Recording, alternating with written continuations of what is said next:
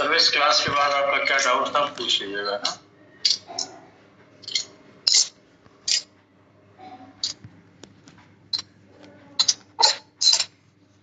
आज 31 है कि 30 है? 31st।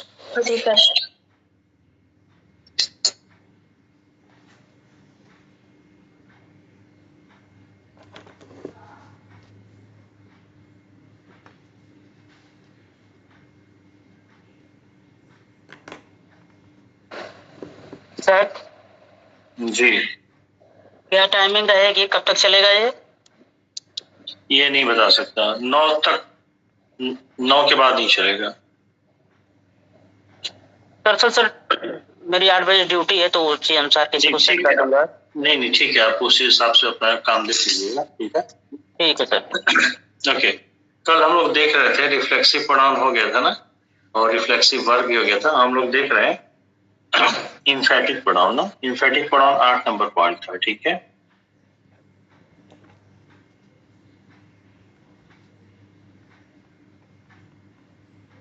इवनिंग में क्लास रहेगी, ध्यान रखिएगा। इम्फेटिक प्रोनाउन वो होता है जो इम्फेसिस करता है। सर टाइमिंग वही रखिएगा 7 वाली। देखेंगे 7 तो नहीं पॉसिबल है, पहले करना पड़ेगा। सच अभी बाद में बात करते हैं, क्लास खत्म करने के बाद। Such a pronoun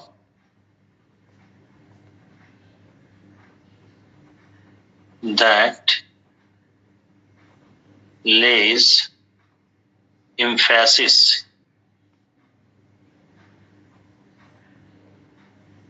on another word, on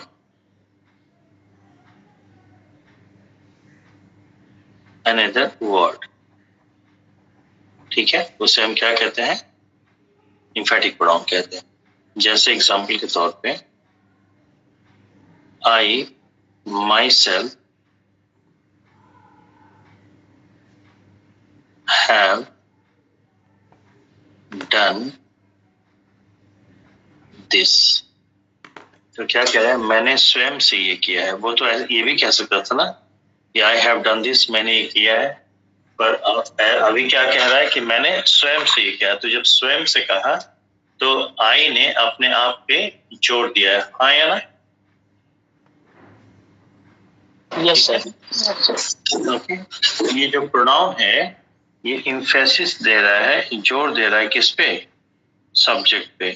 तो कोई भी ऐसा प्रोनाउन जो इम्फेसिस दे, जोर दे सब्जेक्ट पर या ऑब्जेक्ट पे भी दे सकता है, उसी को हम क्या कहते हैं? Emphatic pronoun. प्रोनाउन, ठीक है। तो आपने ये देखा कि जो सेल्फ वाले वर्ड्स हैं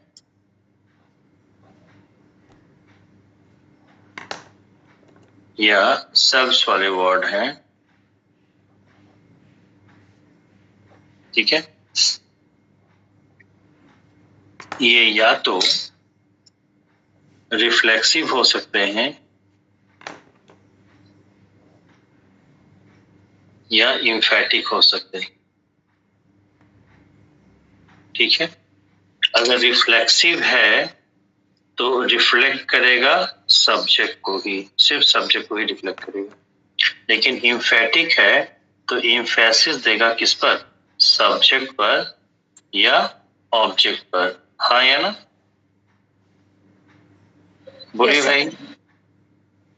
ठीक है तो इससे ये पता चलता है कि जो रिफ्लेक्सिव प्रोनाउन है चाहे इम्फेटिक प्रोनाउन है, ठीक है, इसको हम सब्जेक्ट के रूप में यूज नहीं कर सकते। क्यों? क्योंकि रिफ्लेक्सिव प्रोनाउन रहेगा ऑब्जेक्ट की जगह पे और रिफ्लेक्ट करेगा सब्जेक्ट को। इम्फेटिक प्रोनाउन कहीं भी हो सकता है ऑब्जेक्ट की जगह को छोड़ करके, लेकिन ये जोर देगा। किस पर जोर देगा? या तो सब्जेक्ट पर या ऑब्जेक्ट पर। Any doubt? इसमें ये होता ही है कि कई बार लोग सेल्फ या सेल्फ वाले वर्ड को एज अ सब्जेक्ट यूज कर देते हैं। तो यहाँ पे नोट करने वाली बात ये होगी, ठीक है, इंपॉर्टेंट पॉइंट है कि the reflexive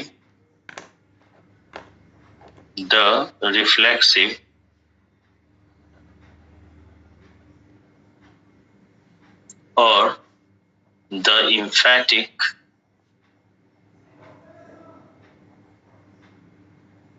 pronoun cannot be used as a subject. ठीक है, जैसा आप लोगों ने कई बार देखा होगा बहुत लोग कह देते हैं माई सेल्फ इज जगदीश, अपने आप को इंट्रोड्यूस करते हैं। ठीक है, जब उन्होंने कहा माई सेल्फ इज जगदीश, तो यहाँ पे इज तो वर्ब है और इज का सब्जेक्ट क्या बन गया, माई सेल्फ बन गया। जबकि माई सेल्फ वर्ड जो है या तो रिफ्लेक्सिव हो सकता है या इम्फेटिक हो सकता है।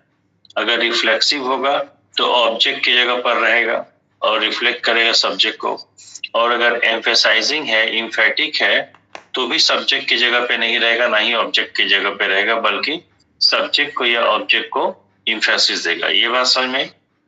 ठीक है, तो अगर हम ये मान लें कि ये सही भी है, तो अगर ये इम्फेटिक प्रोनाउन के तौर पे यूज हो रहा है तो इम्फेसिस किस पे दे रहा है, सब्जेक्ट पे देना चाहिए, सब्जेक्ट तो है ही नहीं, या तो ऑब्जेक्ट पे देना चाहिए, ऑब्जेक्ट भी नहीं है। और अगर ये रिफ्लेक्सिव प्रोनाउन मान लेते हैं तो रिफ्लेक्सिव प्रोनाउन क्या करता है, रिफ्लेक्ट करता है किसको, सब्जेक्ट को, तो किस सब्जेक्ट को रिफ्लेक्ट कर रहा है। तो लिहाजा इस सेंटेंस के अंदर कोई सब्जेक्ट है ही नहीं, इसलिए गलत है, ये मत बोला करिए। ठीक है, बल्कि ये होना चाहिए था आई माई सेल्फ इज जगदीश। ठीक है, और फिर वर्ब को चेक कर लिए, यहाँ पे इज वर्ब है, इसका सब्जेक्ट कौन है, आई है, आई के लिए इज नहीं लगता है बल्कि एम लगेगा। अब आपका करेक्ट सेंटेंस आपको मिल गया। तो क्या मिल गया सही सेंटेंस आपको, बोले I myself am Jagdish. कोई दिक्कत? No sir. ठीक है, तो चाहे ये नोट कर लीजिएगा हिंदी में नोट कर लीजिए, बल्कि हिंदी में लिख लीजिए।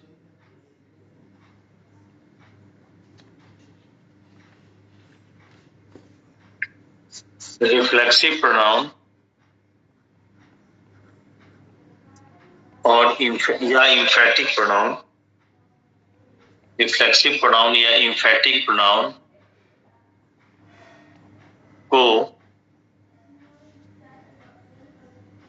सब्जेक्ट के रूप में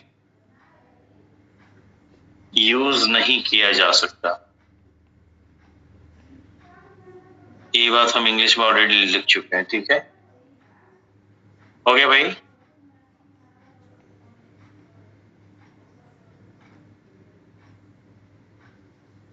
बोलेंगे? यस सर, ठीक है।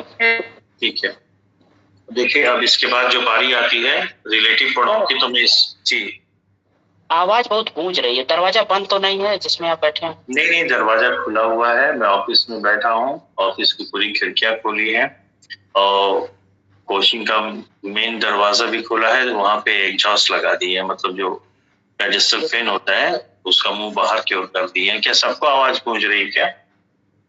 नहीं सर, अब एकदम क्लियर। ओके, ठीक है, अगर आवाज गूंजेगी तो बताइए, माइक लगा लेंगे, जिस माइक से पढ़ाते हैं वो बहुत लंबा कॉर्ड है, लाने में दिक्कत होगी। ठीक है, अभी सही है ना? ओके, देखिए तो हो गया खत्म। इसके बाद मुझे पढ़ाना था आपको वो रिफ्लेक्सिव, अरे वो रिलेटिव प्रोनाउन है ना, पर रिलेटिव प्रोनाउन हम पढ़ाएंगे बोर्ड पे, तो उसमें हमें फ्रेज क्लॉज वगैरह सब बताना पड़ेगा। ठीक है, वो थोड़ा सा लंबा है भी, वो लगभग 2 घंटे का काम है, तो उसको मैं बोर्ड पे पढ़ाऊंगा शाम को जब आऊंगा तब। और बोर्ड पे भी मैं जा नहीं सकता क्योंकि बहुत बदबू आ रही है वहां पे। ठीक है, तब तक हम लोग कुछ क्वेश्चन कर लें। Yes yes sir. खोलिए पीडीएफ जो मैंने कल भेजा था उसको खोलिए।